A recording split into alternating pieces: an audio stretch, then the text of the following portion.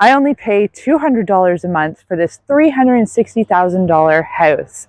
I'm going to let you know how you can do it too. My name's Amanda. On this channel, I focus a lot on frugal living, budget meal, and urban homesteading. If that's something that interests you, please consider subscribing. Real estate prices have skyrocketed in the last couple of years, making it very hard for people to start out getting a home. Many people are now looking for alternatives to the current housing situation, which leaves a lot of people house poor and paying off a mortgage for 30 plus years, as well as paying off hundreds of thousands of dollars of interest. My husband and I purchased this house back in 2017 when prices in the area we were in were starting to skyrocket. So we looked outward to a cheaper area so that we could get more for our money. And we fell in love with this house because it had a really big backyard and a bigger kitchen than what we were used to. But once we moved in and we got settled, we had our new baby, we realized that we don't even use half of the house. There were 4 full rooms that we'd never used and didn't even have furniture in them.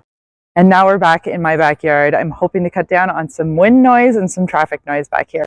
So at this point, my son is a year old and my daughter is 3.5. And my husband and I are discussing about possibly downsizing, moving to a smaller house. So we start to look around, but the prices here have now gone up. And if we're looking at a smaller house, it also included having a much smaller yard. Where if you have watched me from the beginning, you know that we do a lot of urban homesteading here, and we actually grow a lot of our own food on this property. We have a large garden bed with many fruit trees and fruit bushes. So having a much smaller yard would hinder our ability to provide for ourselves in that way. Being able to grow our own food and raise our children knowing where their food comes and why quality food is so important, as well as eating the most local that we can, was something that we valued a lot. So having a smaller lot just wasn't feasible for us. So after brainstorming, I realized that we can actually split off half of our house to be able to rent it out. I wanted us to be in a better financial position, and we were able to utilize our house to get us there. All we had to do was add in a bathroom and add in a kitchen. Our house is a side split. All we had to do was shut off the door, and then we were able to turn the big living room into half a kitchen, half a living room. And then we also added a bathroom downstairs, and then there's another room plus a bedroom. Our first house we purchased with my brother-in-law. So he would take care of some of the mortgage and we would have some of the mortgage as well. So we have been house hacking since the beginning. So this wasn't a big jump for us. And we initially started off house hacking because it did make it easier for us to get into the market that way.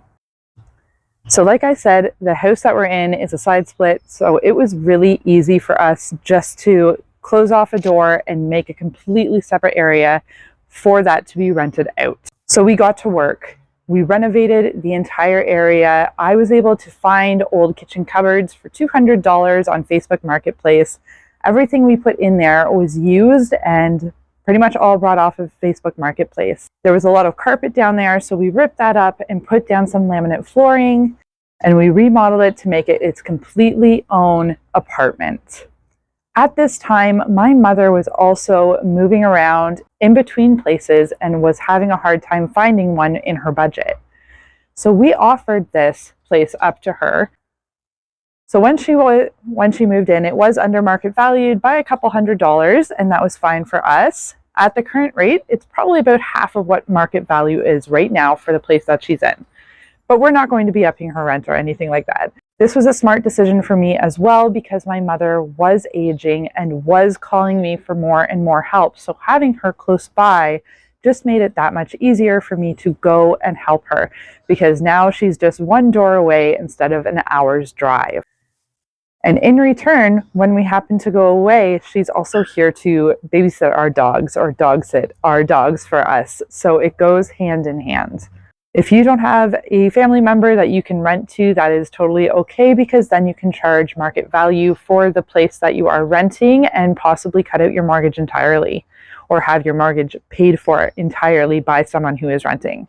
For us right now, though, Her rental payments cover the majority of our mortgage and leaves us with just $200 that we are covering ourselves. So this is a huge benefit for us.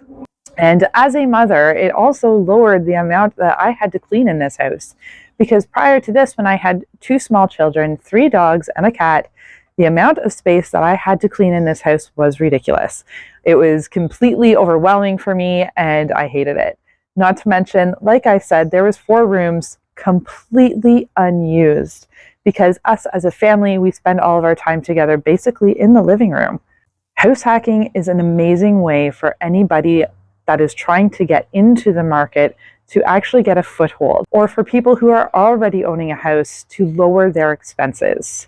Multifamily homes are not that much more expensive than regular homes, and then you can have the income coming in to help with those monthly expenses. Now, if you can manage to do this in an area where you can buy a cheaper house, but that the area is then going to boom or is looking to boom, you can really increase the property value of your house. This is what happened to us. We moved here when this was a small, sleepy town, and in recent years, it has just exploded. So we moved out of an area that was exploding.